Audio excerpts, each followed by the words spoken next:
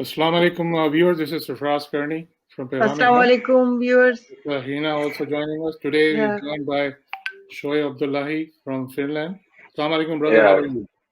Assalamu alaikum, everybody. Brother Safraz, Sister Hina. Assalamu Alhamdulillah, I'm alaikum. doing great. Yeah, welcome back Yeah, to our show. yes, Brother thank you Shuaib, very much. today we are talking about there's a saying, like people always say that you don't believe in hadith. Some people say that, you're totally against the hadith. And then they ignore the Quran totally and they give priority to Hadith. So today Mm, we're going to talk about that. What is going on in the world today? I mean, when you yeah, present the ayats from the Quran, they said, well, the Hadith is a priority and you have to listen to the Hadith. And when we say, well, you have to, listen to the what Quran said, they say, well, you are yeah. Hadith rejectors. Mhm. So, and then there's people, other side who are Quran only people, they said, well, you're rejecting the Quran totally. So I want you to please elaborate on that. What do your research say about this Yeah, issue? thank you very much for the honor and pleasure. Uh, Before I start, I seek refuge with Allah against the accursed devil. A'udhu billahi minash shaitanir rajim. And who is better than in speech than one who invites to Allah and acts righteous and says, "Indeed, I am of the Muslims." هذه سبيلي أدعو إلى الله على بصيرة أنا ومن اتبعني وسبحان الله وما أنا من المشركين. This is my way. I invite to Allah by perception. I and whoever follows me, and glory be to Allah, for I am not among the mushriks. Now, basically, for people who have such views, I tag them as mushriks. And when I say mushriks, people think it's an insult. It's never an insult to call somebody a mushrik. The word mushrik comes from the word shirka. And when we say shirk, it's to associate something with something or somebody with somebody. Right. Now, the reason why I call them I usually tag them as mushriks because they've created a sector whereby they associate something with God that He hasn't given permission, right? So last time when we had a program, we talked about shirk, and I had to Right. explain how the shirk works uh, back and forth before I ended the discussion with you. So I'll give you a couple of verses, then we go on to the subject when I explain more further on why I call Sure. them mushriks and why they do that actually. Now, first of all, Quran chapter 7, verse 33. That is Surah Al-Araf, verse 33. It clearly tells us what God has forbidden, what God has made haram to us, right? So God Right. says, Kul, He's telling the messenger to say, Kul, إنما حرم ربي الفواحش. Then he says ما ظهر منها.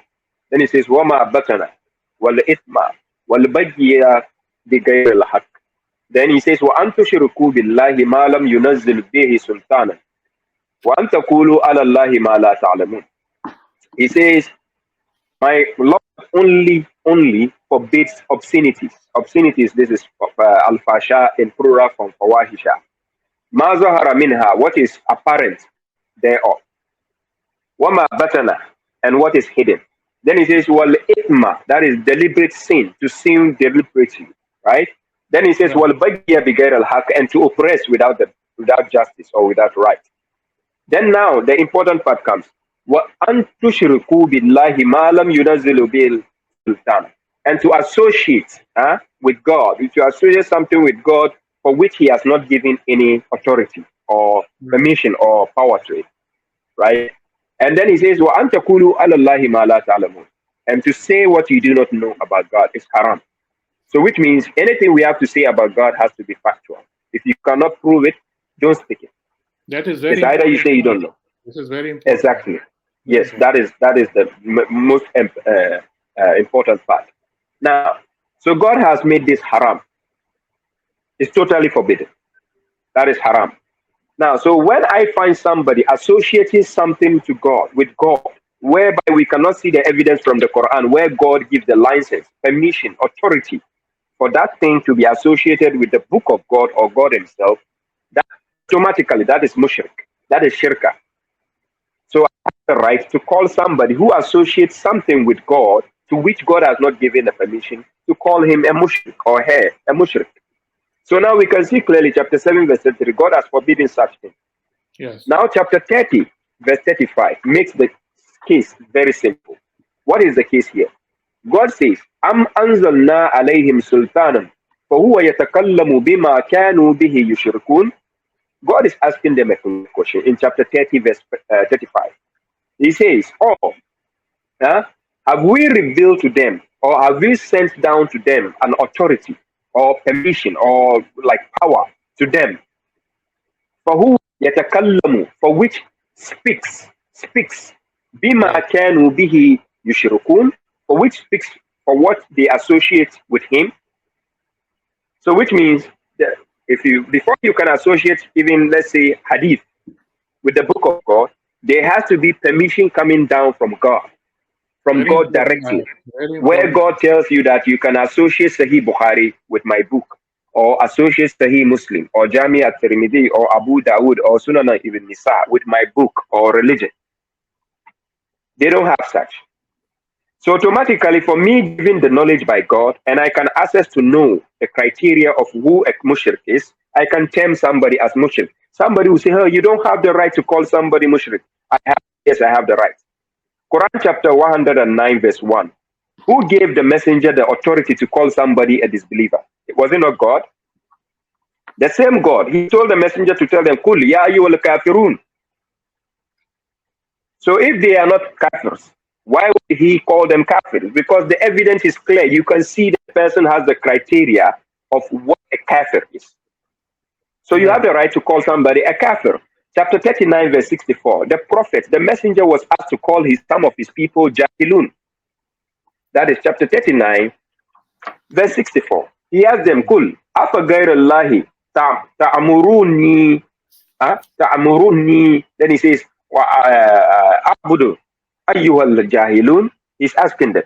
Ayyuhal jahilun means, oh, ignorant people. Mhm. So, oh, you ignorant people. So, if they are not ignorant, why will he call them jahilun?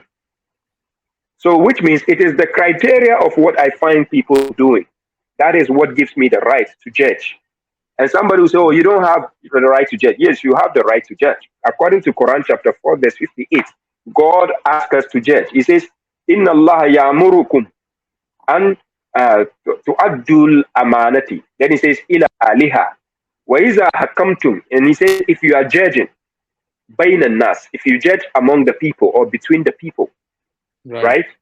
Then he says, an tahkumu bil adl. And he says, you should judge with justice or by justice. So which means I have the right to judge, but I have to be justice. I have to be just. I cannot just be putting blame on or putting an allegation on somebody for something he hasn't done. I can clearly see that you are associating Sahih Bukhari with the Quran. So I have the right to call you a mushrik. Because if I ask you where did God give you that permission, that person cannot prove it. Do you see? So clearly, This is very, those people, yes, yeah, very important, Brother Shuaib. The one ayat which you quoted previously, verse 30, 35, is very clear. yeah, chapter Allah 30, has, verse 30. Allah has never given any authority to anyone, to bring their own books and create something, adding something and subtracting something. Allah have never given any authority to anyone. Period. That is the interesting part. So, Brother Safraz, I'm going to quote one hadith. The Sahih Bukhari followers, they made it Sahih Muslim, right? And it is agreed by their scholars that this is authentic. Now, in the book of Sahih Muslim, 3004, right? 3004, in book reference, book number 55, hadith number 92. For whoever is watching, you can write the reference down and later you can reference it yourself. What does the hadith say? The hadith was narrated by Abu Sa'id Khudr, reported that Allah's messenger, that is God's messenger, said, he says, La taktubu anni, do not write anything from me, غير al-Quran, other than the Quran. Then he says, Woman kataba anni غير al-Quran, فَلْيَمْهُ. He says, whoever who writes anything apart from the Quran from me, let him wipe it out. Let him efface it. Then he says, وَعَدَّةُ هَنِّي, and narrate it from me. So which means, according to the hadith, if the Prophet never gave anybody authority to write anything apart from the Quran, how come these people are telling us that the same people who wrote the Quran are those who wrote our hadith? Who gave them the rights to write any other sayings after the Quran from the Prophet? Because this hadith is Sahih. It's clearly telling them, do not write anything from me except the Quran. So if that is the case, who gave Sahih Imam Bukhari the authority, who came after the Prophet, over 200 years after the Prophet? Who gave him the authority to write such things about the Prophet? Who? That's a very valid question. We have to. Do you see the point? Ask those our brothers who's following all those, hadiths. So. Yes. So now, why will you call me an hadith rejector? Okay, let's assume I believe in this hadith. Let's assume I don't believe in any of the hadith. Quran is enough for me because the Quran has already justified itself, right? But let's assume you are calling me an hadith rejector, and I decided that, okay, I'm going to believe in this hadith because obviously they also reject some hadith. You cannot tell me they believe in all their hadith. You see, they themselves. Then they start fighting with each other. They say, some of the sects, they fight with each other. They're saying, our hadith is better than yours. And they start fighting with each other. Your hadith is not worth it. Our hadith is better. No, one point. No, it's they disagree with each other, but they don't label each other.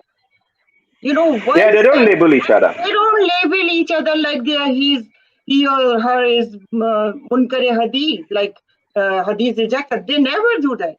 But if the Quran follower shows them the ayat from Quran, they straight go and label them. When somebody calls me an hadith rejector, and I can give them the reasons why I disbelieve in hadith. Yes. Why do they call me a Quran rejector instead? But I can call them a Quran rejector, right? Yes. Because when I give them evidence from the Quran, they will reject it. Exactly. You understand? But when you give them evidence from hadith, do you know what they tell somebody like me? They will say, oh, I thought you say you don't believe in hadith. Why are you quoting the hadith for me? But these same people, they refuse that. When they go arguing with the Christians, they quote the Bible verses to the Christians. Right. So why can't I quote your own hadith to you again? Yes, you see what they are missing here. So logic plays a major role in religion. A religion without logic, that is what caused people to worship cows, or to go and worship sheep, or to worship stones, because you don't use logic in that. When logic comes in, this is why Ibrahim alayhi salam told his people to reason. How can you be worshiping stones you created with your own hands, and you are saying this is how your gods? Do you see? So if your hadith rejected, you are claiming the Prophet said this, and this hadith is Sahih, in Sahih Muslim. That is the second topmost hadith after Sahih Bukhari. They follow this Sahih Muslim. Sahih Muslim, Sahih, and this book, and it's very popular. So I ask every scholar I meet if it's hadith, and they cannot answer me when I ask them this question. When the Prophet was alive, he told you don't write anything except the Quran. So if he told you, I want you guys to show me the permission where he now said you can write hadith after the Quran, write it down. They don't have no book of them that gives the permission. And actually, after this, I'm going to quote another hadith where it contradicts everything totally. Totally. You see, so this particular hadith I quoted, the Prophet was telling them that don't write anything except the Quran. He said, whoever writes anything apart from the Quran, wipe it out. So if that is the case, how come we have hadith from Imam Bukhari, who never met the Prophet, over 200 years, and you are beating your chest and saying this is part of the religion? Who made it part of the religion? If you are truthful, bring it, let's check. Because God says, whenever you associate something with him, he has to give you the permission or authority. So that you come and open the Quran, show us the authority where God says he gave you Quran and Sunnah, or Quran and Sahih Bukhari to follow. Brother Shuaib, do you think Surah Al-Imran 378 are talking about those people when you look at that? Yes. This verse actually, by context, is talking about the people of the book, the people who have been given the book of God. This is all of them, this is what they do. But this is replicated. People of the book of today, according to the Quran, they do the same thing. The people who claim they have the Quran, they do the same thing. So let's analyze the verse.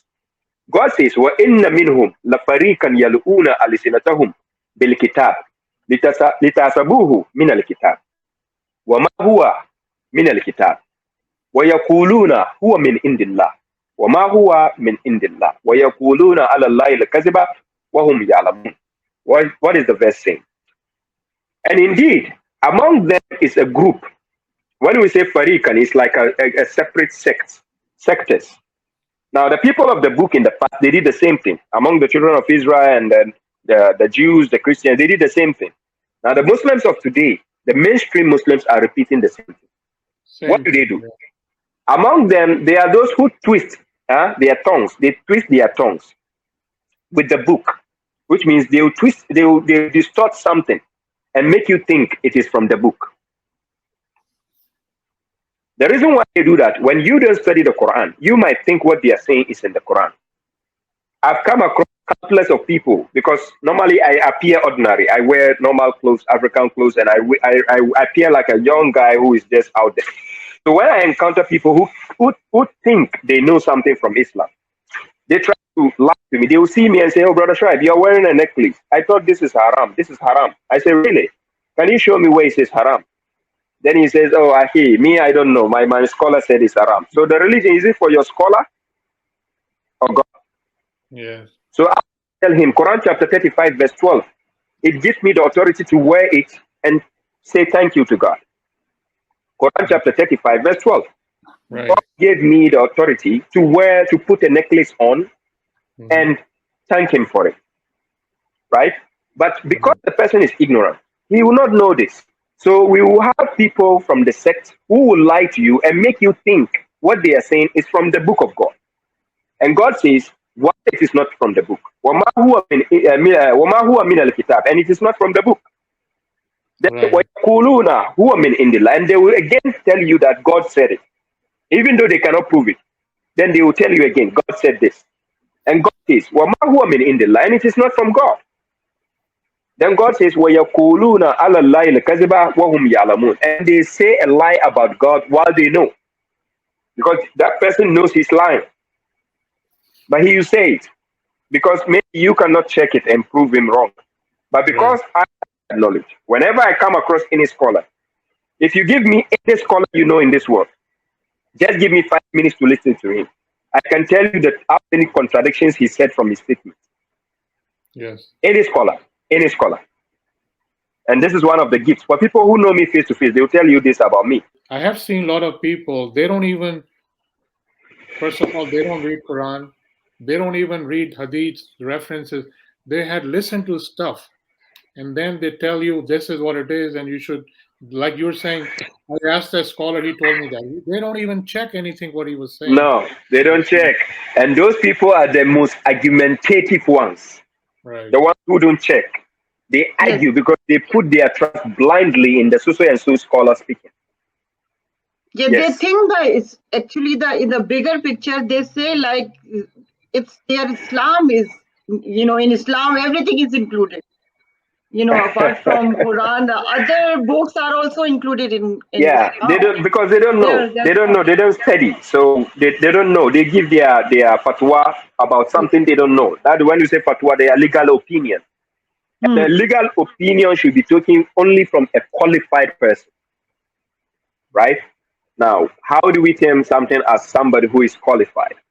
Now, when we say somebody is qualified, it's not only somebody who has gone for the degrees or like academics to be qualified. We have people who are naturally gifted in some abilities or some skill, who are naturally gifted. So the only way you can know they are qualified is to put them to the test. You get my point?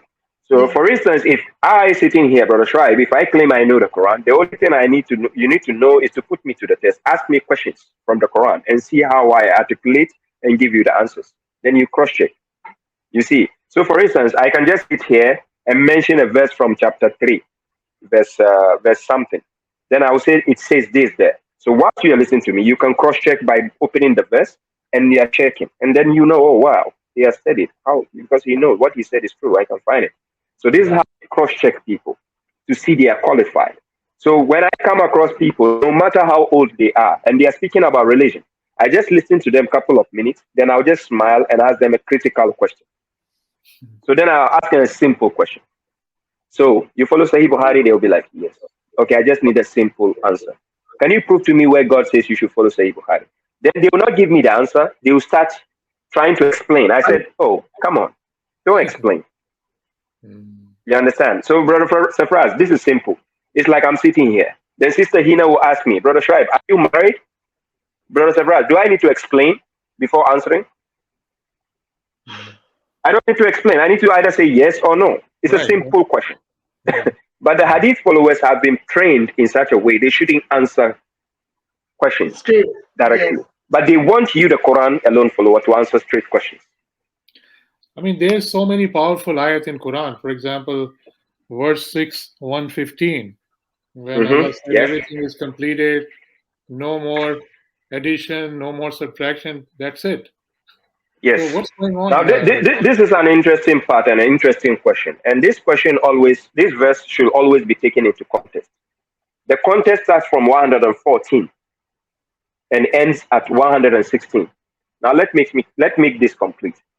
Chapter 6, verse 114, it says, أَفَغَيْرَ اللَّهِ أَبْتَغِي حَكَمًا وَهُوَ الَّذِي أَنزَلَ إِلَيْكُمُ الْكِتَابَ مُفَصَّلًا. Then it says, وَالَّذِينَ آتَيْنَاهُمُ الْكِتَابَ يَعْلَمُونَ أَنَّهُ مُنَزَّلُ مِنْ رَبِّكَ بِالْحَقِّ. Then it says, فَلَا تَكُونَنَّ مِنَ الْمُمْتَرِينَ. Now, the verse 115. وَتَمَّتْ كَلِمَةُ رَبِّكَ صِدْقًا وَعَدْلًا لَا مُبَدِّلَ لِكَلِمَاتِهِ وَهُوَ السَّمِيعُ الْعَلِيمُ. Then it goes, verse 116. وَإِن تُطِعْ أَكْثَرَ مَنْ فِي الْأَرْضِ يُضِلُّوكَ عَنْ سَبِيلِ اللَّهِ إِنْ يَتَّبِعُونَ إِلَّا ظَنًّا وَإِنْ هُمْ إِلَّا يَخْرُصُونَ. Now let's check the context. It says, God is asking the prophet to tell the people, shall I seek other than God as a judge? While he is the one who has revealed to us, that is to you in plural form, ilaykum, to you the book explained in detail, a book which has been elaborated in detail. Shall I seek a judge, somebody to judge me in my religion? I belong to Islam. Chapter 5, verse 3, God says he has completed the religion for me. Right. So shall I seek a judge from this religion when God has revealed me a complete book?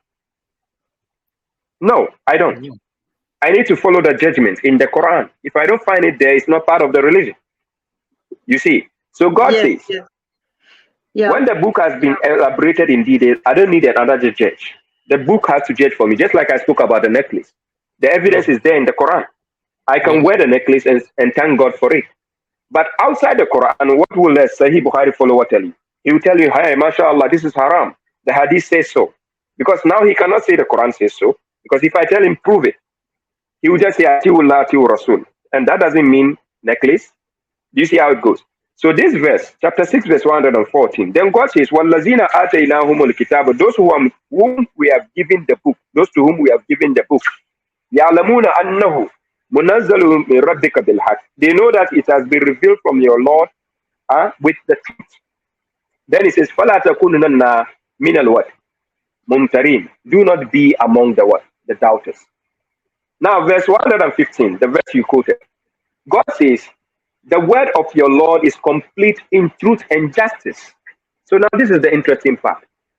We have the Quran with us.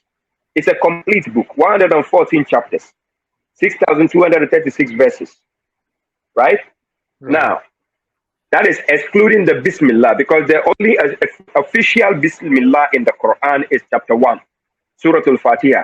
It has number 1 verse, Bismillah as number 1 verse. The other verses, no. But some Qurans, they try to make it, they number those ones. So it changes the number, the value. But it's 6,236. And I can debate anybody on this topic. We can handle that differently. But chapter 6, verse 115, وَتَمَّتْ كَلِمَةُ رَبِّكَ صِدْقًا وَعَدْلًا. So the word of your Lord is complete in truth and justice.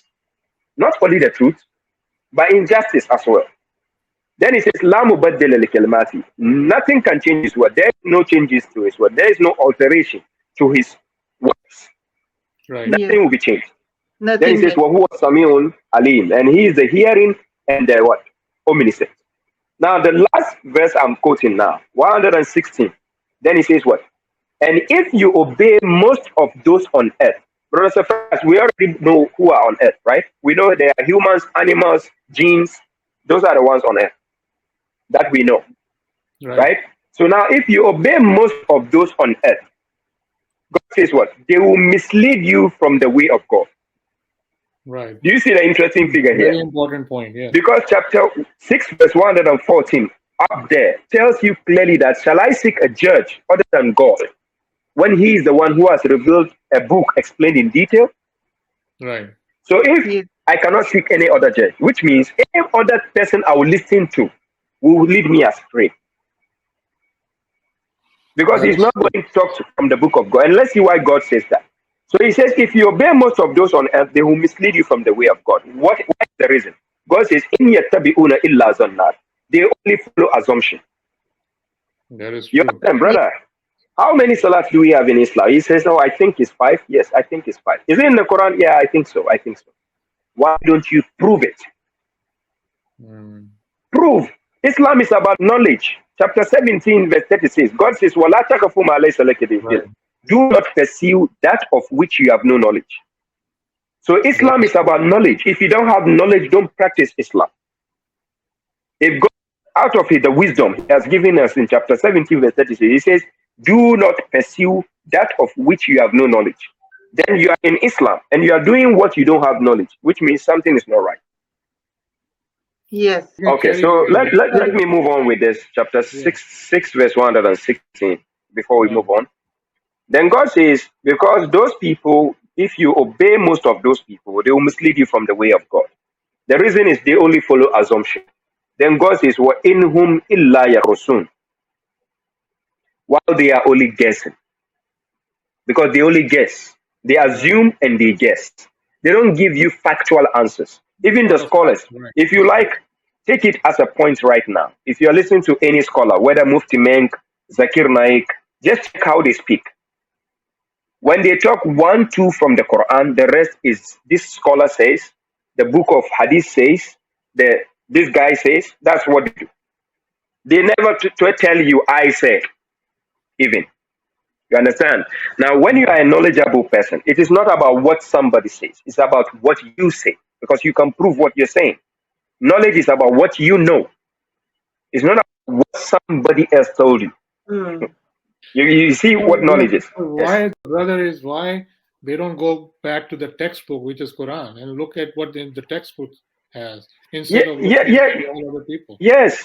Yes, the problem we have is the Quran chapter 20 verse 2 to verse 3 tells you that it's telling the prophet, "Ma anzalna alayka al-Qur'ana litashqa." We did not reveal the Quran to you in order to distress you, that is to make you suffer. Then God says, "Illa tazkiratan liman yakhsha," except to serve as a reminder for those who fear. And when we say those who fear, somebody who has the respect and piety for God.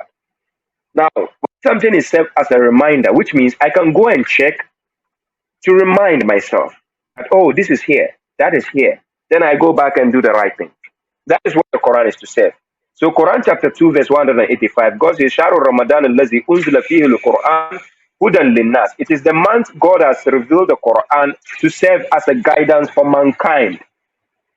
So if something is to serve as a guidance for you, a guide, which means that thing should tell you the left and right. Just like if I'm using a navigator in my car serves as a guide. Right. It's a guidance. So I don't get lost. So I can ask the navigator, I put the address. Where are you going? It will show you where to go. Go right, go left. If I refuse to follow the navigator and I don't have knowledge, I'll go astray. Yeah. Very good example of navigator. That is Yes. how it works. Yes. Yes. So that is what And the you Quran have represents. you have to implement it, not just Yes. listening. It will No, you do don't just nothing listen if to you it. just listen to Exactly. navigator. Exactly. You have to listen and act it on it. Act on it. Yeah. Yes. No, I was Hmm. saying that there's one very important ayat, is Surah 9, chapter 9, verse 23. Yes. Allah say, you don't have to follow, your parents, even if they are in the wrong Hmm. track. you can love them, but you Yes. can follow them. I mean, that's a very important Yes. line. I mean, Yeah, this is actually interesting. Chapter 9, Surah At-Tawbah, verse 23, where God says, Ya ayyuhallazina amanu la tattakhizu aba'akum wa ikhwanakum awliya'a. And he says, Inni stahabbu al-kufra ala al-iman. Huh? وَمَنْ يَتَوَلَّى وَمَنْ يَتَوَلَّهُمْ minkum فَأُولَٰئِكَ هُمُ الظَّالِمُونَ. Now, God is saying, oh you who believe, do not take your fathers and your brethren, that is your brethren. It can be your sister, your right, brothers. relatives. Don't take your brethren as awliya. Here we are talking about allies, to have allies. Right. Now, when we mention the word here, allies, the dictionary will give you allies as what? An alliance of like a group of friends. You join, just like nations join alliance to each Right. other, right? Mhm. Now, when you ally with somebody, you can ally somebody to fight a cause or to fight an enemy. Because Right. now you have the same view together, so you join cause to fight an enemy. Now, the Mhm. reason why God is telling the believers not to take their brethren and their fathers as allies, why? That is if they prefer disbelief over faith, the faith. Right. Now, what is the disbelief? He or she seeing clearly the evidence from the Quran that God says, don't do this, don't do that. And he decides to do it, Right. which means he has made the choice to choose disbelief over, faith. So in that case, I cannot ally. It doesn't mean I should hate them. No, no, not hate. God never teaches you to hate Yeah. your You don't parents, have to hate. your No. family. No, it's not about hate. But I cannot ally with them, meaning we cannot cooperate in so many things. Of course, there's a mutual respect there, but we cannot cooperate. The reason why some people might understand thinking that God says we shouldn't ally, meaning we should hate them. No, it is not about hate. So let's check the context of this to see that it is not about hate. Huh? Now, God says in chapter 60, verse 8, huh?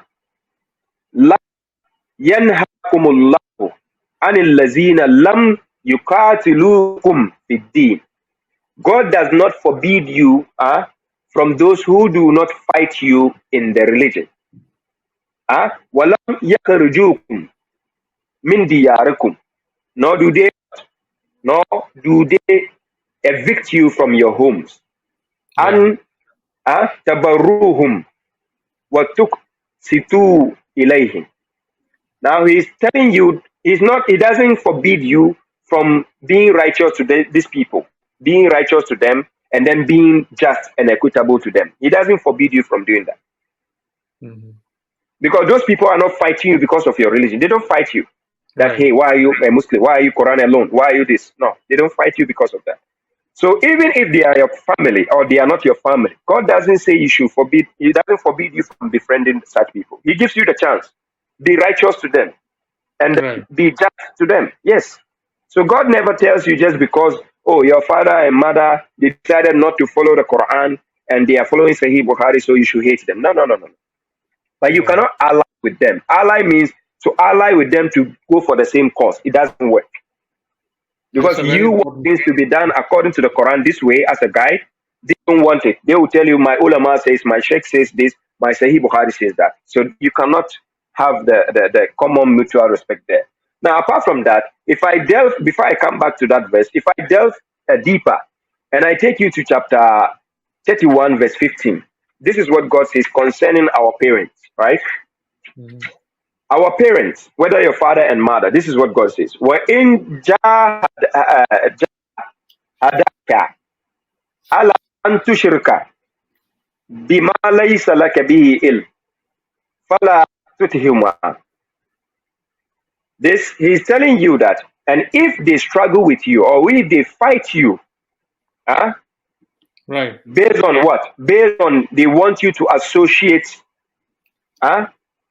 something with God for which you have no knowledge, then God says what? Do Do not not obey obey them. them both. Right. He mentioned both. Don't obey them both, the father and mother. In that context, not generally disobey them. No, in the context of they want you to go and worship something, don't obey them. That's a very important ayat. I think it's very important. Yes, chapter 31, verse 15. So Yes. don't obey them in that aspect. Then God says what? وَصَاحِبْهُمَا فِي الدُّنْيَا مَعْرُوفًا. But you have to what? Be their companion. You have to accompany them. Here is not being an ally. Accompanying them is, in friendship we have acquaintance and then we have a close friend. Right. There's a difference between I know somebody, there's a mutual respect, but it doesn't mean we are close friends. Right. You understand? I can go to my parents to check their well-being, everything, but it doesn't mean I will associate with them as an alliance. No. Right. But since they don't believe in what I believe, we cannot do things the same way. For instance, if I want to do salat, maybe they don't believe in my salat, so we cannot join hands and do the same salat. You understand? If I want to do other qurbani or do my hadiyah, my sacrifice, we cannot do it the same way. So that is what it means that by the alliance in the deen, we cannot join forces together. So you can see here, to the magnitude of the parents, your parents, that is your father and mother, God is even telling you, don't obey them. If they are trying to push you to something you don't have knowledge, and which will cause you to do shirka, do not obey them in such aspect. That's You very see? important point. So Yeah. that is the emphasis in chapter 9, verse 23, where God is telling you that do not take them as allies if they prefer disbelief over faith. It doesn't mean you should hate them. No, no. So let me Yes. ask you, plain and simple. I mean, people who are giving priorities to hadith and Hmm. they just totally ignoring the Quran. Hmm. What is? I mean, what Allah telling is plain and simple. They are committing shirk. Period. Yes, such people. This is the issue. The issue can be found in chapter 42, verse 21. This is the simple question God asked. God says, "Am lahum shuraka'u shara'u min ad-din ma lam ya'zanu bi Allah." God is asking, or do they have idols? That is partners, associates, huh, who give them legislation? When we say shara'a or shara'u, it comes from the word sharia. Sharia means law. Sharia, it means law, right? Now, so God used the word in the verbal form. He says, Shara'u lahum min ad-din, ma lam yazanu billah. Who give them legislation? Who legislate for them of a religion to which God has not authorized or given any permission? Do they have such associates or idols? Now check for yourself. You see that many people who follow hadith, they will rather tell you, my ulama says, my scholar says, the book of hadith says, if I don't do this, if I don't do that, I'm a disbeliever. They will quote a verse and say, this is where Quran says I should follow hadith. No. So sometimes they quote verses out of context. I've already explained such verses on my YouTube page. For instance, chapter 59, verse 7, they will quote this verse and say, وَمَا أَتَاكُمُ الرَّسُولُ فَخُذُوهُ وَمَا نَهَاكُمْ عَنْهُ فَانْتَهُوا. That is misquotation. It is not correct. They don't quote it well. It is not talking about whatever the prophet. It never even mentioned prophet there. It mentions messenger. There is no way messenger can give you a message which is not coming from God. Chapter 5, verse 67. God says, Ya ayyuha rasul, balligh ma unzila ilayka min rabbik. Wa in lam taf'alu, fama ballaghta risalatahu, wallahu yasimuka min an-nas. Says, oh you the messenger, deliver what has been revealed to you from your Lord. And if you do not, then you have not delivered the message of your Lord. You see? So which means a messenger comes with a message. So when God was quoting in chapter 59, verse 7, it is simply talking into context about the war that his people went and they got an award from the war. That is the spoils they got from the war. So God was telling the messenger how to distribute it among the people. So he was telling them the distribution shouldn't remain among the rich among them. So he has to give some sometimes, and then sometimes he shouldn't give them because they are rich. So this is this verse. Among the verse of chapter 59, verse 7, the scholars will take and misquote it and says, وَمَا أَتَاكُمُ الرَّسُولُ. Then they will put hadith there. God is not talking about hadith. This is why we call context and then pretext. Right. They are using pretext instead of context. When we use the context, it is not talking about hadith. And even if you tell me that وَمَا أَتَاكُمُ الرَّسُولُ فَخُذُوهُ, whatever the messenger gives you, take it. The question is, where did the messenger give you Sahih Bukhari to follow? Nobody on earth can prove that. Yes, Sahih Bukhari does not exist at that time. Yes. So where did the Prophet give them the permission? Yeah. I have a question, like, like everybody, like now we hear this is Imam, Imam, Imam, everybody like in history, all those names are comes with Imam. Yes. So what does Quran says about it? Like who the actual Imam should be? Like, and is it okay if we call everybody Imam and follow them? Do you have For instance, when we take Quran chapter 2, verse 124, concerning Ibrahim alayhi salam, right? Prophet Ibrahim, God says, وَإِذْ طَلَعَ إِبْرَاهِيمَ رَبُّهُ بِكَلِمَاتٍ فَتَمَّهُنَّ. Then he says, قَالَ إِنِّي جَائِلُكَ لِلنَّاسِ إِمَامًا. God says, indeed, I am going to assign you as an imam for the people. That's what God assigned Ibrahim for the people. So this is why he told us to follow what? Millata who? Millata Ibrahima, the creed of Abraham. Because he is the what? Leader. He has been made an imam. So whoever is coming after this prominent man must follow his creed. Even Prophet Muhammad chapter 6 verse 161, he confessed to following this creed. قل إنني هداني ربي إلى صراط مستقيم دينا قياما ملة إبراهيم حنيفا وما كان من المشركين. Chapter 6 verse 161, he also followed the Millat Ibrahim. Chapter 3 verse 95, he told us to follow the creed of Abraham himself. The prophet and God himself told us to follow the creed of Abraham. So God made him as an imam. But to simplify this, before you can call somebody an imam, which means a leader, having an imam is not a bad thing to have. But you need to cross check. Is this imam leading me towards God or leading me to his own opinion? That is the question. So I'm giving you some example here. For instance, chapter 32, verse 24. Chapter 32, verse 24. God is وَجَعَلْنَا مِنْهُمْ أَئِمَّةً يَعْدُونَ بِأَمْرِنَا لَمَّا صَبَرُوا وَكَانُوا بِآيَاتِنَا يُوقِنُونَ.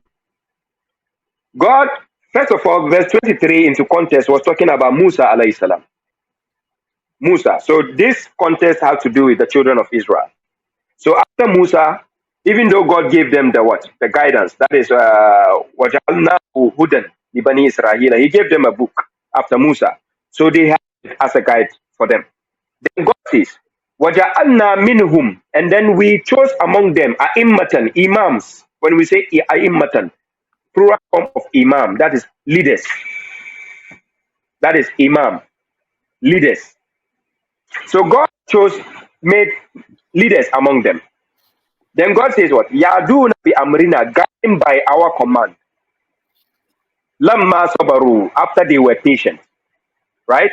Wakanu, he says, Wakanu bi ayatina yukinun. And they were certain of our verses. They were certain. They attained certainty. Now, to have an imam among you is not a wrong thing. But this is what you have to take care of. I'm going to explain that part. Chapter 7, verse 181. Whenever you have imam among you, this is what the imam should represent. Chapter 7, verse 181, God says, وَمِمَّنْ خَلَقْنَا أُمَّةٌ يَعَدُونَ بِالْحَقِّ وَبِهِ يَعْدِلُونَ. And among those we created, it's a nation. When we say ummatan, it's a group of people or a nation, right? يَعَدُونَ بِالْحَقِّ, guiding with the truth or by the truth. You cannot use falsehood to lead the people. Right. You have to lead the people with the truth. And what is the truth? The Quran, chapter 10, verse 32. God is فَمَاذَا الْحَقِّ إِلَّا دَلَالٌ. What is there after the truth, if not error? After the truth, you cannot have anything else. It's like me asking you 1 plus 1 and you say 2. It's 2. We cannot have anything else. Because if I say 2 point something, I'm contradicting the answer now. So You see? So, if the leader comes and says 1 plus 1 is 3, then you cannot accept the leader, period. yes, that is the context of chapter 3, verse 78 now. Because that leader is telling you something we cannot find in the book of God or from God. You understand? So he's twisting the words of God, and that can never be the truth anymore. And this is exactly what the mainstream Muslims who reject the Quran are doing. Yes, they do. The mainstream Muslim. You ask them a simple question. They tell you you are a hadith rejecter. You ask them why. They say, yeah, because the Prophet said, whoever doesn't believe. Okay, take the Quran. Show me where the Prophet says, whoever doesn't believe in the hadith of Sahih Bukhari is not a Muslim. He cannot show you. But then he will quote an hadith again. And he says that the Prophet said, Yushiku Rajulun ala arikati. The Prophet said in one hadith, famous hadith, a man will come after him sitting on his couch with a big belly, and he will say, don't follow any other hadith, follow only the Quran. No. You cannot quote something with contradiction again to give me as a proof. A book which has contradiction cannot be taken as a basis of evidence, of truth. That's why God put the challenge, chapter 4, verse 82. أَفَلَا يَتَدَبَّرُونَ الْقُرْآنَ وَلَوْ كَانَ مِنْ عِنْدِ غَيْرِ اللَّهِ لَوَجَدُوهُ فِي اخْتِلَافًا كَثِيرًا. Why do they not contemplate the Quran? Had it been from other than God, they will have found numerous contradictions. So if you have a book claiming to be a religious book or a sacred book, when it has contradictions, that book cannot be held in high esteem. Again, it has failed the test of time. Do you see? So now, earlier on, I wanted to quote one hadith from the hadith and tell you what the Prophet said. According to them, I don't believe in that hadith, but I'm going to quote it because that hadith is sahih, it's authentic according to them, right? Now, the funny part is, it is not even the Prophet who give the seal, the stamp on it as to this is sahih or da'if. He didn't do that for them. Their scholars did it, especially Imam Albani from Albania. He is the one who approves most of the hadith for the Sunni followers. Now, the hadith can be found in Sahih al-Bukhari 2155. English reference, volume 3, book number 34, hadith number 364. Now, the hadith says what? Nana Aisha is narrating. According to Sahih Bukhari, he said, Nana Aisha is narrating this hadith. In the evening, the Prophet got up and glorified God as he deserved, and then said, why do some people impose conditions which are not present in the book of God? Then he said, whoever imposes a condition which is not in the book of God, then that condition is false, is invalid. Even if he imposes 100 conditions, for God's conditions are more binding and reliable. The Arabic says what? Man ishtarata shartan laysa fi kitabillah fahuwa batil. Who imposes a condition which is not in the book of God, that condition is falsehood, is false, is invalid. Now, brothers and sisters, imagine an hadith which is sahih. The Prophet is saying this in that hadith. You are imposing a condition which is not in the book of God. The Prophet said is false. What do we find the hadith people doing today? So they will bring a condition. Yeah, why Yes. they're not paying the hadith followers? Why they're not paying attention to this specific hadith? Because they cherry pick the hadith. They choose which one they want. And that's why I hope you get it. Yeah, I know. I mean, they fight with each other. They said your hadith is not have too much weight. Our hadith is better, and they keep fighting with each other. That is the point. So Shia has their own hadith. Shia has their own hadith. The ones they choose, they believe. Sunni has their own. Then we have Tariqat Tijaniya, a sect created from Africa. They have their own. We have Qadiriya. We have what? Sufiya, Salafiya. We have Wahhabism. Out of the Sunni, there's another sect. We have what? Ahmadiyya. Right? They have their own doctrine also that they created from themselves. And they have particular hadith they believe. You will bring certain hadith, even though it is authentic, Sahih, they will never believe. They will tell you, no, we reject this type. Because it is not from our Imam. We talk about this important verse, chapter 30, 35. Allah has never given any authority to anyone to have their own volumes of books and all this. So why no, he never gave them. To keep going and on and on and on? People having their own, stuff. They're injecting something and they say this is right, this is wrong. They keep fighting. It is not even part of Quran. I mean, I don't understand. Yes, Brother Savraz, it's very simple. Do you know why I said it's very simple? I'm going to give you the answer. The answer can be found in chapter 7, verse 16 to verse 17. Right? Chapter 7, verse 16 to verse 17. I'm going to quote 3 verses. This is 2 verses. After these 2 verses, I'm going to quote the next verse to give you the simple answer why people do that. Right? The human being hates simple instructions. That is the nature of the human being since day one. Since Adam, we hate simple instruction. We don't like it. So you can take your kids, for example, right? And I can take my kids, for example, and let's use Adam as an example. So I'm using Adam, for example, right? Now, God says, here, this is the devil speaking. He was trying to accuse God that God put him in error. Then he says, فَبِمَا أَغْوَيْتَنِي لَأَقُودَنَّ لَهُمْ صِرَاطَكَ الْمُسْتَقِيمَ. Here he's telling God, because of what you have entrapped me, you have trapped me, right? Agwaitani, he's accusing God that God trapped him, so God misled him. He's blaming God now. Then in retaliation, he told God that La akudanna, I will sit for them on your straight path. He will sit down and wait for us on the straight path of God. Now, God didn't mention straight paths. It wasn't in the plural form. When we say sirat, it's one path. One. So the devil made a promise, I will sit on your straight path and wait for them. I will sit there and wait for them.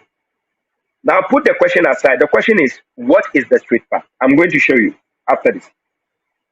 So when he said God, then he continued, ثُمَّ لَأَتِيَنَّهُمْ مِنْ بَيْنِ أَيْدِيهِمْ. Then I'll come to them from the front. Then he said what? وَمِنْ خَلْفِهِمْ. And I'll come to them from the back. Right. Then he says what? وَأَنْ أَيْمَانِهِمْ. And I'll come to them from the right hand side. وَأَنْ شَمَائِلِهِمْ. I'll come to them from the left side. So that means front, back, right, and what? Left. Where do you have to go now? You only have upside to look up. Mhm.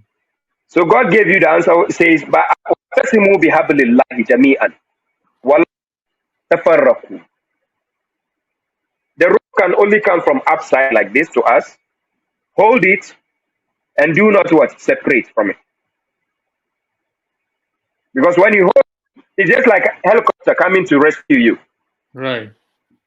Now, so then the devil continued by saying that what you do aktharahum shakirin, and you will not find, you will never find, or you will not find most of them grateful. You will not find most of them. So now this continues by telling you, I quoted a verse in chapter 6, verse 116, where God says, if you obey most of those on earth, they will mislead you, because the devil has already finished them. Do you understand? Because they are ungrateful. What is ungratefulness? God says the Quran is enough. Follow it. They will say, no, Ahi, no, I can't follow the Quran alone. I need something to explain this one. No, who is the boss? The boss said, follow it. Chapter 6, verse 155. He says it's a blessed book. Just follow it. You are saying, no, Ahi, we can't follow the Quran alone. How? You see here. Right. So now, where is the straight path? We want to know, where is the straight path the devil said he'll sit on it? Is it in Sahih Bukhari or somewhere else? No, it is in the Quran. Chapter 6, verse 153. This is where the straight path is. God says, وَأَنَّ هَذَا صِرَاطِي مُسْتَقِيمًا.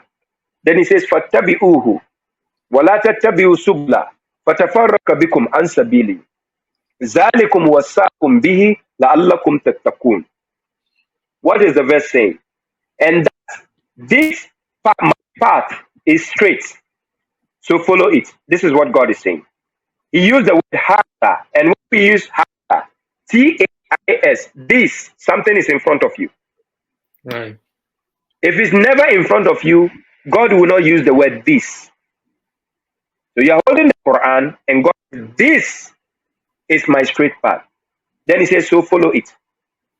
After following, he said what? And do not follow ways or other ways. The only way you can follow the straight path if you ponder on Quran, you read and understand Quran, then That you is the can point. follow the straight path. That Otherwise, is the point. you will never be on the straight path. Period. Yes. The reason why God says do not follow other ways. This is the problem. Then he says, فَتَفَرَّقَ بِكُمْ عَنْ سَبِيلِهِ, because the other ways will separate you from his way. Right. Because other ways will try to convince you to obey them. This is why I tell you, if you obey most of those on earth, they will separate you. They will mislead you from the way of God. Because the way of God is one. So if you go to listen to this school of thought, that school of thought, everybody using his opinion instead of the truth, this is where we have the problem. Brother Severus, when I went to school, 1+1, the one I learned from syllabus, 1+1 is 2. When you went to school, the syllabus you learned from, 1+1 is still 2. Right. Even though we didn't go to the same country, the school is the same country. But because So it's a factual thing. very, very good point, brother. Very good. Yeah. Point. You see. So now, the verse I quoted, you can see clearly why people choose over the Hadith, Quran, and tell you, no, we want to follow Hadith. You must follow Hadith. Is it the words of God? Is that God who said that? No. It is your own opinion. You understand? When we are talking about facts, prove what God says. This is what God is saying, the book of God. So why are people saying something else? That is where they follow assumption and they are only guessing because they cannot prove what they are saying. How many quote mention hadith and quote reference for you? They don't even study their books. Most of them, they will just say it is in the hadith. It is in the hadith. The prophet said this. The prophet has said that. Yes, that's it. They don't prove anything. You know, So, brothers and friends, this simplifies the issue why people don't follow the Quran alone. They don't want to. They reject the Quran. The Quran says this is the straight path. Follow it. They said no. I can't follow it alone. Yeah. you know, there's one of the scholars in social media. You know, they have lectures in the social media. I was listening one of the days. Actually, 2 days I was trying to listen, and they started their lecture with all the hadith stuff. So Yeah. somebody asked this to that scholar, why don't you start something from Quran and then maybe later on you can talk about that? But they don't do that. Their whole They have. idea is they start everything with Yeah. hadiths and they're trying to They. elaborate on hadiths. They totally Yeah. ignore the Quran at all. Totally. Yeah. And I will tell you the reason why. The reason why is they have not been trained to do that. For instance, when you go to a workplace, the place you work, you are given a training to follow a principle, right? If you have been not been trained in another manner, you can't do the other manner. You only do the manner you have been trained to do. You can't do the other one. So when somebody comes to the workplace and say, "Hey, Brother Safras, why are you only working here? Why don't you come here?" The simple answer you tell him is what? This is what I've been taught since the beginning. right. Who wants to change it? This is what they tell you. You understand? Because they are not curious. They don't want to study for themselves. So it is like a computer programming. When a computer is programmed to give you only 5 digits, it is only digits it can give you till it breaks down. And this is what the scholars do. So when I encounter them, I make them sweat. The reason is I've learned from both sides. I investigate hadith books. I've been to madrasa before, a Shia madrasa, a Sunni madrasa. I've learned from all of them and studied for myself. I've learned online at the same time. I've done a lot of researches at the same time. So whenever I'm listening to perspectives, I want to listen clearly and I'm looking for contradiction. Whenever I hear somebody speaking, I listen to you carefully and I'm looking for contradiction. When I find contradiction in your statement, I'm convinced. Even if it is a Christian lecturing me, I will ask critical questions. If I cannot contradict his statement, I will believe what he's saying. No doubt. Right. This is how I study. So I want people to do likewise when they are listening to me. I put the challenge forth, then you see me calling for people. If you think I'm lying, find me. Let's have a dialogue. Do you see how it works? This is how you convince the majority. You convince people that you're telling the truth. You have to put up to the challenge. Let people challenge you. If you have the truth, if you claim you have the truth and you cannot allow people to challenge you face to face, then there's a big question mark. So this is what Quran chapter 4 verse 82 tells us, that why do they not contemplate the Quran? Had it been from other than God, they would have found numerous contradictions. So that is a challenge. Yeah, I know. So this is the problem. I mean, they keep referring to the hadiths and they have the same thing and they keep arguing with you on the hadiths. They don't even read the Quran, what the Quran No, actually says. They keep arguing about whether the hadith is correct, whether it's not correct, but they don't even read the Quran, which is simple and clear. I mean, why don't you take something which is very simple and clear and forget about the other stuff you keep arguing about? it goes back to the simple evidence, Brother Savraz, the simple evidence. Now, when I'm traveling, if I want to travel to, let's say I want to travel to Canada, or let's say I want to travel to the US, must I go for people opinions, or must I go to through immigrations to find documents which gives me factual information of the requirements of what I need? The You documents. see, Yeah. I need to go and find where I can get the authentic documents which can give me the access to come to US. I don't need to go for people's opinion. Maybe the person's opinion I'm going, he went there as a tourist. I'm going as a businessman. We don't have the same procedure. So I have to go to the authorities, take the documents. They will give me the right documents that I can use to travel.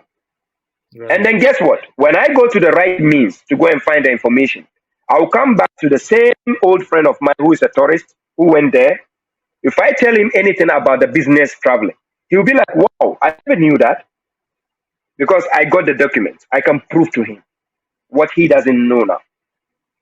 So now people are sitting down listening to scholars who never ever research the Quran thoroughly. So these scholars give their legal opinion, their fatwas.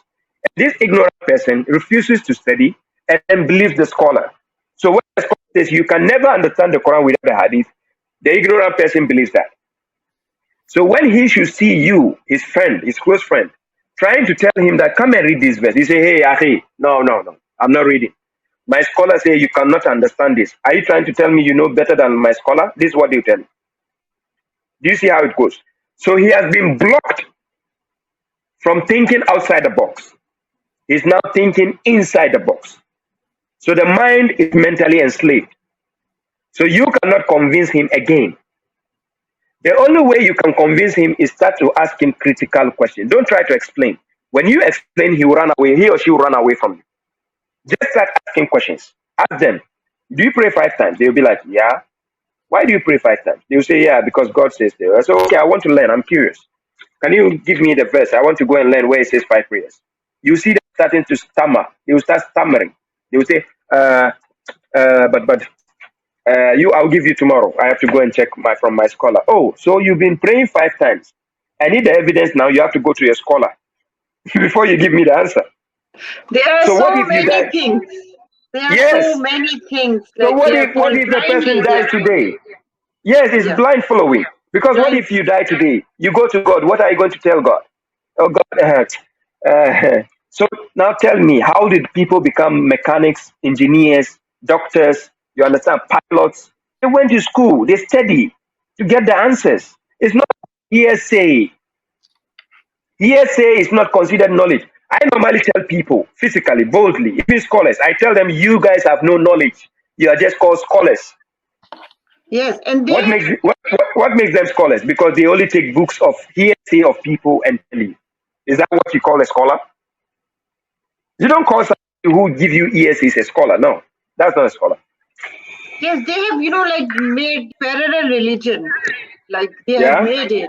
And they are Yeah? following the parallel religion, like all those like hadith books. And why don't they follow the Rasulullah, who himself was just following Quran? If they want to follow Rasul, Quran, they will definitely follow Rasul if they will follow Quran.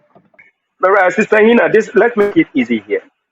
Whenever you encounter somebody who claims to follow the hadith, just ask them in a friendly conversation. Just say, which book other than the Quran did the Prophet follow? Yes, The person will tell you only the Quran. only Quran. So if my leader my role model only follow the Quran. What gives me the authority to follow something else? Exactly. But they're Do you going see how it works? everywhere, but Yes, not they following. start to argue. They say, okay, they will not answer you. That person will not answer you on what you just said. They will start saying, okay, if you are if you are going to follow the Quran, tell me how you are going to pray. Oh, yes. You see, because the scholars have already told them you can't know how to pray without the hadith. So it is stuck behind the mind here. For Yeah. instance, I told my daughter there is something we call a white lie. A white lie. I told her when she goes to sleep early, God will come to her room and sit down with her in the room. So she has to sleep early. So when she's about to go to bed, she will say, Auzu billah, Bismillah. I told her, she said that God will come there and sit down. So when I'm going, she asked me, so is God here now? I say, yes, he's here. It's a white lie, it's the truth. But it's in the form of, a childish talk. But God is everywhere, anytime. You understand? But I tell her Right. this way, she believes it, she's convinced. So the day she refuses not to go, I asked her, you don't want Allah to come? She said, I want him to come. I said, then let's go and sleep. Then she will just agree and then we go. Now, in other words, even though I've done it this way to her, let's assume she get convinced with it till she grows up. Without me being able to convince her that I was only doing that for her to sleep. She will go to people trying to convince people that when you go to sleep early and you say, Bismillah, Bismillah, God will come and sit down next to you. She will tell people the same thing. And this is the same way Hadith followers have been trained. We have been indoctrinated since we were young. All of us, when we went to the madrasa, when we went to that, you understand? It's an indoctrination without evidence. When we believe our parents, we believe our scholars, because we grew up seeing our parents giving respect to the same scholars. So we cannot touch the scholars. You see where it comes. But Yeah. when we start researching, that is when we see, okay. I give an example before we move on. Sometimes my boss will just ask me that, hey, I want you to tell the guys working for you to do this, to do that, to do that. And I say, okay, boss, no problem. He will say, okay, I give you 1 week. I say, boss, hey, we cannot do it in 1 week. He say, okay, I give you 2 weeks. In 2 weeks, he will just call me. He says, hey, Shuaib, I just need you to take a picture and show me what you have done. Sometimes a video call. So, Brother Sabras, where am I going to run to? Can I hide? No. I will have to do the video call. I cannot say, hey, boss, I'm sick, I'm not at work. He can call another worker and say, do the video call and show me what the job Right. has tried to tell the guys. Show me what he has done. So even I can be working for so many months without my boss visiting our branch Mm. because there's a video call. He can just tell me, do the video call, let me see what you have done. Right. You see, so we have things. The day I will lie to him and you say video call and I show him a video, I have not done it. Do you expect him to believe my words? He will doubt me. Right. Sometimes he will ask me, have you done it? I will say yes. He will not ask me to show him any video or picture because he believes that I do it. Do you see? But the day the bond is lost, what will cause that? Investigation. Right. That is when the trust will be lost. Because if he investigates and say, hey, let me check the video, and he finds out that, oh, this is what happened, then I'm in trouble. So this is exactly what the Hadith scholars don't want we the people to do. This is why they start tagging us, name calling. You say Quran, Hadith rejectors. So that the Hadith people can hate every person who follows the Quran. They will not even be willing to listen to you. Do you get the notion there? So this is why they start tagging you names, and they will never tag each other because they come together in some way, in some form. So they They are agree with each other united. in some context. Yeah, it's very Yes, they are united, with each other. They don't call, that is the point. if they You reject, see, one sect rejects others hadith. Like, it's And very the rejecting Quran is very dangerous, very offensive, and very no, serious. that is the gravest sin ever. Quran chapter 27, verse 84. This is what it says. On the day of judgment, after Izajahu Qala akazzabtum bi ayati wa tuhitu biha ilma. Did you reject or did you deny my verses while you have not encompassed them in knowledge, or you have not encompassed the verses in knowledge? Then he says, Amma kuntum ta'malun, or what did you do? On the day of judgment, God will say, did you deny or did you reject my verses while you have not encompassed them in knowledge? Or what did you do? Which means, on the day of judgment, God will question people for not actually investigating the Quran to follow. Right. So God will question them. Did you reject my verses without having knowledge? Because God says, do not pursue that of which you have no knowledge. And then you went pursuing scholars just because they told you Quran cannot be understood. You also believe. So you say, okay, you say to follow the Quran alone. How will I know how to pray? How will I know? When you started going to school, did you know everything in one day? It took you grade 1, grade 2, grade 3 before you became knowledgeable person. So when we say people are following the Quran, it doesn't mean you should know everything today. You understand? So this is why when you take the Quran, the only things you understand, practice them. The other things you don't understand, keep doing research.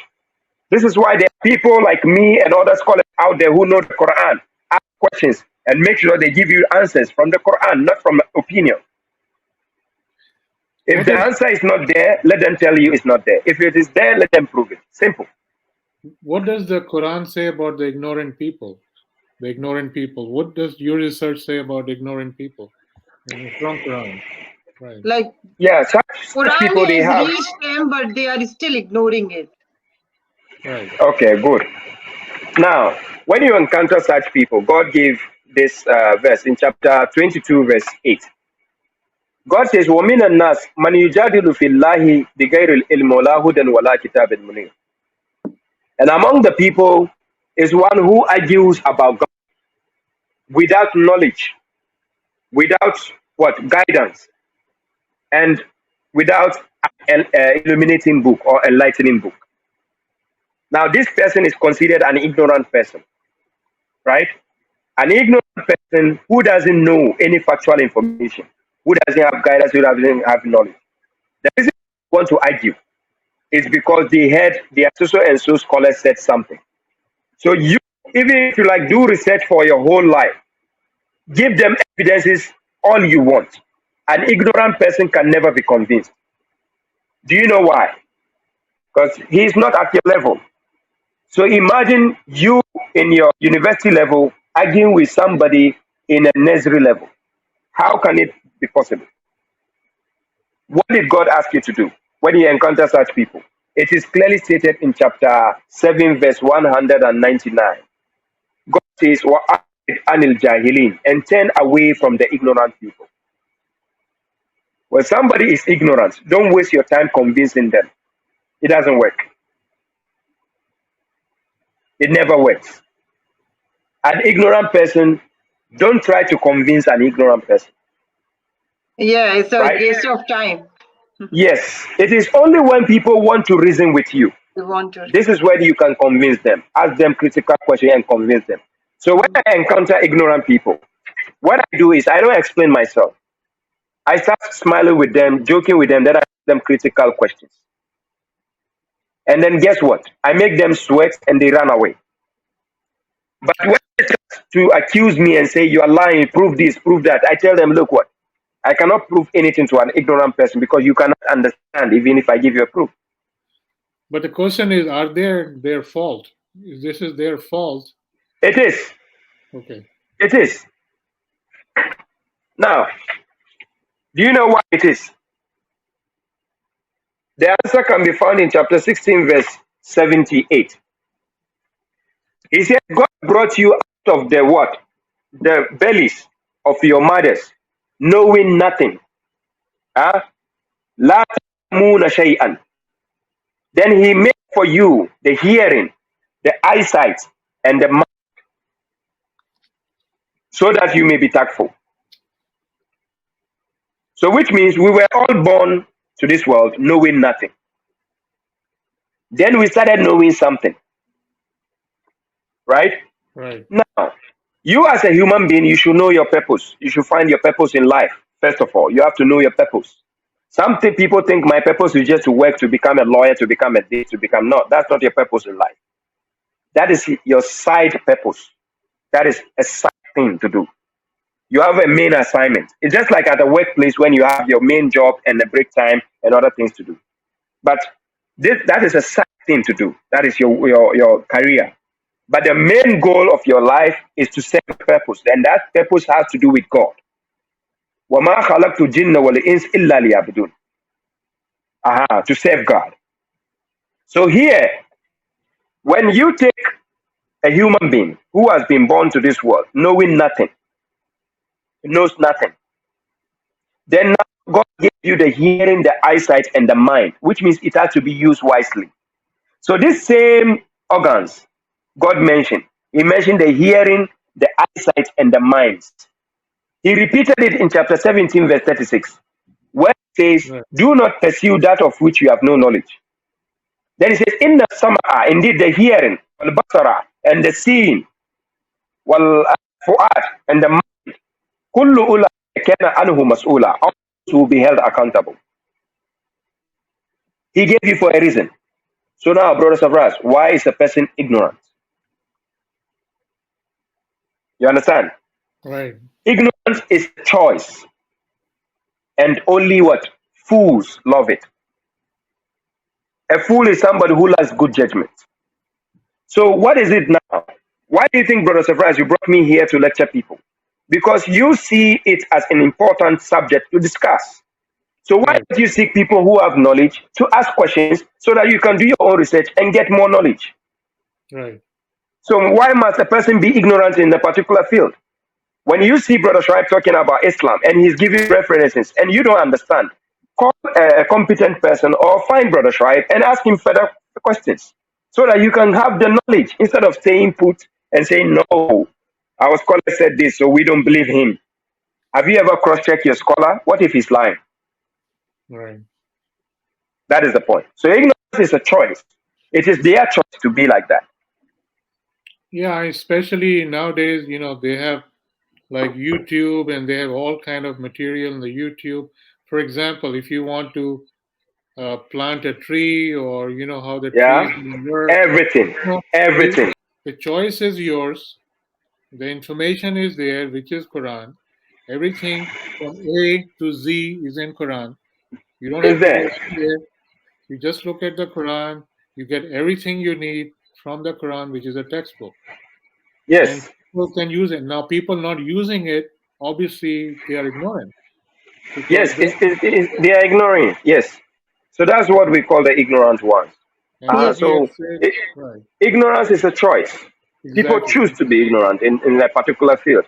For instance, I do a lot of research every day, right? And guess what? Whenever I do a new research and I'm discussing with a couple of my friends, they become stunned. They are like flabbergasted. They are like, what? They're like, I never knew. The other day, I was telling a friend, I made a research that you can buy a car, a nice car, from, let's say, in the northern part of Finland, because usually there are nice cars being sold in the northern part of Finland. You can buy a car and then you can get it transported by a train, a public train, and the train will bring it to the city. right, Most people didn't know that. So when I researched that, I saw it. So I saw some of my Ghanaian friends, my country mates, and I said, he was asking me, hey, you don't know anybody who can go and drive my car from the north and bring? And I said, dude, let them send it via the train. He said, laughing at me. mm, He was laughing. And I said, right, why are you laughing? He said, no, come on, you're joking. How can this? I said, brother, we are in the age of technology. What I just said, just research it on the phone. right, Simple. Just research it. And guess what? After a couple of days, he apologized. He sent me a message apology. He says, wow, brother, it's true. Wow, and this is even easy. Look, right, it's true. I can send it via the train. And actually, he sent it by the train. And they brought the car. yes, Do you get the point? Yes. And it right, even cost him less than if he should take somebody to go there by the train and come with the car.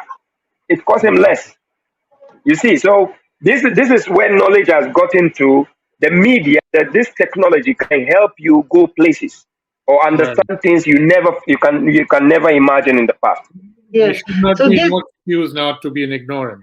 yeah. Yes. So but you call ignorant like the person, because Allah has provided like mind to everybody. Everybody can think. It's not like it's for some intellectual persons, and others are like Yes.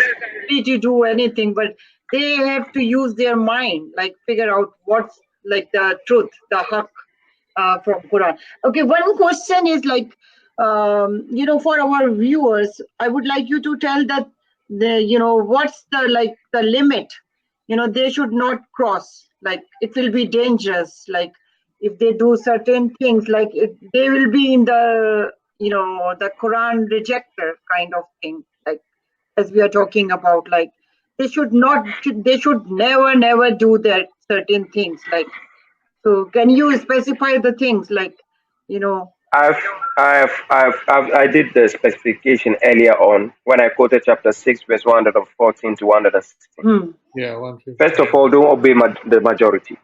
Number one, don't obey majority. Yeah, majority. Secondly, your judgments should only come from God when it comes to your religion. Your judgments should come only from God when it comes to religion.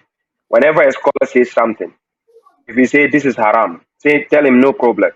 Can I have the verse myself to go and check? This is how to know if a scholar is lying or not. Just ask them a simple question. Can I have the verse so that I can go and check? Yeah, cross check. Simple. Yes. That is the point. Ask scholar questions where they can give you evidences. Right? Now, when you ask a scholar a question and they don't have evidence, and they keep explaining without a verse, that becomes a personal opinion. Yes, that is not factual anymore. Do you get my point? Yes, it becomes personal opinion. This is why even in the school, when a teacher is teaching, they have to go by the syllabus. We have certain teachers who will teach you by the syllabus, at the same time shift to their own personal opinion. Right. It might help you, but it will not help you in the exams hall. Right. Because in the exams hall, you are not going to write opinions there.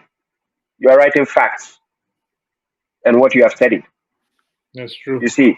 So when it comes to religions, people shouldn't joke with such things, following the crowd. Somebody will say, oh, no, but look, the majority are doing, I'm going there. No.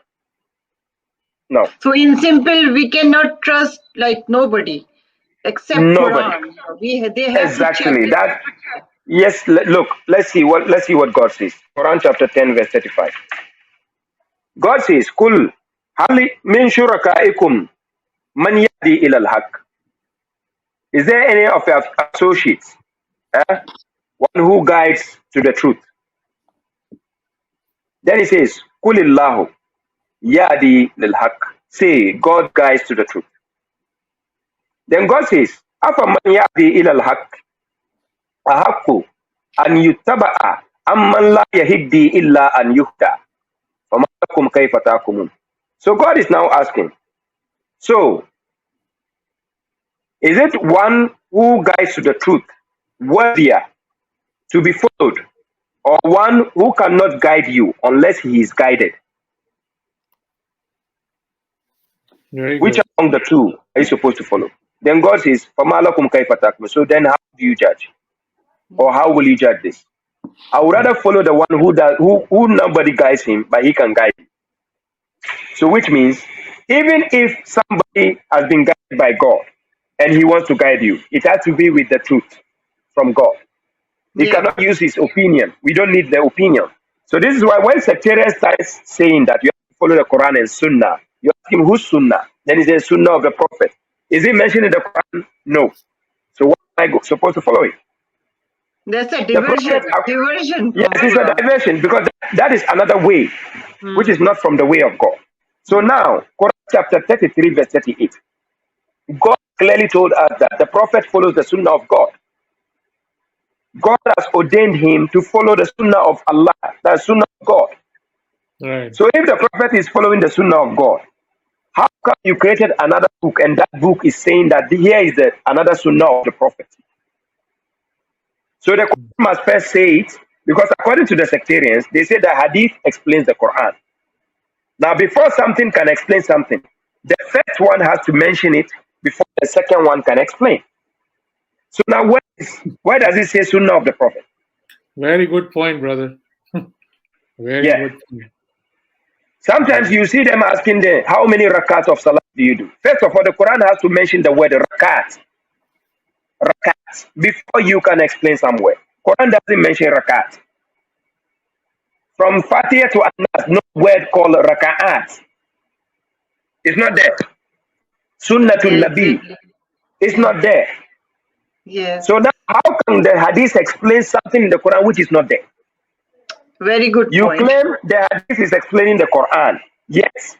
When we check the punishment for zina, it says 100 lashes and with 4 witnesses, and they have to bear witness. Now, according to their hadith, you say we should stone them and then kill them. Where is the evidence? Which verse of the Quran is this one explained? Nowhere. Do you see? So this is how you cross-check to see contradictions from statements which are trying to be assigned to God. Then you can know the difference. So this is why I say don't obey the majority. And then don't let somebody use a judgment. Because Quran chapter 5 verse 44, chapter 5 verse 45, chapter 5 verse 47, it says, who does not judge by what God has sent down or revealed is a disbeliever, is a transgressor, and is an immoral person. So if you have scholars judging, using their opinions, using their scholars' books, your scholar religion doesn't belong to your scholar, neither belong to the prophet. So if you come and tell me the prophet said this, the prophet said that, first of all, I need to ask you, where did God give him that permission? No. And we find it. They will say, hey, who are you saying? What are you trying to say? Are you disrespecting the prophet? Go and check chapter 66, verse 1. The prophet forbidden something God made halal. He said it's haram. God warned him. The prophet, chapter 66, verse 1. Ya ayyuhan nabi, lima tuharrim ma ahallallah laka tabtagi mardata azwajika wallahu ghafurur rahim. He forbade something God has made halal. And God gave him a warning. So why will you come after the prophet again and come and tell me that he said I should do this, he said I should do that? Where is the evidence? Come and open the book of God. It's so clear. Yeah. It's so clear. Yeah. You see, so the simplicity here is when people call me Quraniyun, normally they call the Quran alone followers Quraniyun, which means Qurani groups of Quran followers. I call them Hadithiyun. Because guess what? They give preference to Hadith more than the Quran. Yes, Whatever evidence they have, yes, whatever the evidence they have has to be based on Hadith. If you give them the Quran, they are deaf ears. Do you know what? Let me quote the verse. Chapter 17, verse 45 to verse 46. That's the evidence here. وَإِذَا قَرَأْتَ الْقُرْآنَ جَعَلْنَا بَيْنَكَ وَبَيْنَ الَّذِينَ لَا يُؤْمِنُونَ بِالْآخِرَةِ حِجَابًا مَسْتُورًا وَجَعَلْنَا عَلَى قُلُوبِهِمْ أَكِنَّةً أَنْ يَفْقَهُوهُ وَفِي آذَانِهِمْ وَقْرًا وَإِذَا ذَكَرْتَ رَبَّكَ فِي الْقُرْآنِ وَحْدَهُ وَلَّوْا عَلَى أَدْبَارِهِمْ نُفُورًا. And whenever you read the Quran, we place a concealed partition between you and those who do not believe in the hereafter. And we place cords over their hearts, lest they comprehend it, and deafness in their ears. And when you mention your Lord in the Quran alone, when you mention Lord in the Quran alone, Wallahu ala adbarihim nufura, they turn their backs in aversion with anger. When you mention Quran alone, they hate it. They don't like it. But just mention Sahih Bukhari and see, oh my God, they say, MashaAllah. That's how it works. They Very hate good the point. fact that you are mentioning the Quran alone.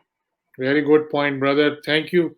And I want you to please, in the end of the show, I want you to please, if you want to give a message to our audience, what do you think is important at this time? At this time, the main importance here, let me quote a verse before that. Chapter 17, verse 9. God says, Inna hadha al-Qur'an yahdi lillati hiya aqwam. Indeed, this Quran guides to that which is more appropriate. God used the word in a superlative form, just like we have good, better, best. Now, when we say aqwam, it comes from the word to stand, to be straight. The Quran used the word in a superlative form by saying aqwam, which is more appropriate, right? More appropriate. Then he says, وَيُبَشِّرُ الْمُؤْمِنِينَ الَّذِينَ يَعْمَلُونَ الصَّالِحَاتِ أَنَّ لَهُمْ أَجْرًا كَبِيرًا. And it gives good news to the believers who act righteous or who do good deeds, that they will have a great reward. So if you want to be a good believer, the Quran is here. Anything compared to the Quran is zero. Somebody will say, hey, but there was Torah and the Injil. Yes, we don't have the original copies. Quran is the only book left for us which is in its original copy. And when we say original copy, it doesn't mean the same design we are having today is the same design the Prophet is having. Do you get my point? For instance, my name is Shuaib Abdullahi. If you give me the pen to write it, the way I'll write it is not the same way Brother Safraz will write it, even if the spelling is the same, because he has a different handwriting. Yes. But it is the same name he wrote. So, chapter 41, verse 42, God says, "La ya'tihi al-batil min bayni yadayhi wala min khalfi." No falsehood can enter it from the front and from the back. And I, for instance, who have translated the Quran for over 6 years, that I have a full copy of the translated Quran, I can tell you there's no contradiction in the Quran and there's no falsehood there. I've investigated it and cross-checked every detail there. Right. This is what I do lectures on about every topic. So what I want to tell the viewers is, when you are firstly approaching the Quran, take your time. You cannot understand everything at once. When you find something contradictory, it's not contradiction. Try to find a knowledgeable person to ask this question. Make sure they are not using their opinion. It has to be factual. They have to prove it to you by fact, just like we learn from the classrooms when a teacher is teaching you based on the syllabus. So when you want to approach the Quran, there is nothing called Quran alone follower. No. There is nothing called Quranist. When somebody is typing you that name, don't get offended. You understand? Don't let them type, don't get offended that somebody is calling you a Quran alone follower. No, take it. It is better than calling you an Hadith follower. You see, because the Hadith teaches people extremists, makes people to become extremists, and then make them do, unusual things that isn't supposed to be done. The Quran teaches you ethics in the moral standard. You see, so what I advise the viewers is try to follow the right sources, and then whenever you are taking the Quran, it's not just any Quran you take out there and you think you understand from the translation. No, I advise people to try to learn some basics in Arabic as well, and it helps. So, for instance, the translation of the Quran, the great Quran, I put the translation here, transliteration there, and the Arabic there. So people can cross-check word for word and see the arrangements of the translation. It helps people to understand it much better. So this is what I have for the viewers, that they should reason on this. Thank you, brother. Very good message, Brother Shoaib. Thanks for your time today. You're welcome. And, Thank you. viewers, this is the end of our show. So again, Yes. like I said, please take care of yourself, your family, your neighbors, and please try to learn Quran, understand more, pondering on Quran every single day. So goodbye. Assalamu alaikum, viewers. Assalamu alaikum, Brother Shoaib. Thank you very much. Thank you very much. Assalamu alaikum. Peace be upon you.